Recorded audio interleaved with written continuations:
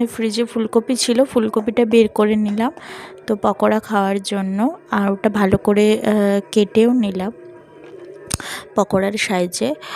তারপরে ওটাকে একটু ধুয়ে নিলাম জল দিয়ে, একটু গরম জলে, উষ্ণ গরম জলে একটু রেখে দিলাম ধোয়ার জন্য।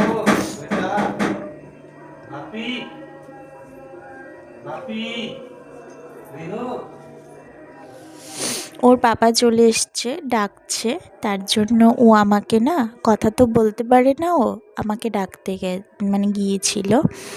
তো গিয়ে বলছে পাপা আসছে, মানে ও ওটা বোঝাচ্ছে আমাকে যে এসছে, দরজা তো লাগা থাকে, তো ওটা খোলার জন্য বলছিল। তো ওর পাপা এসে আগে ডিউটি ওর ছেলেকে নেওয়া। তারপরে আমি চা করার জন্য দুধ নিয়ে নিলাম।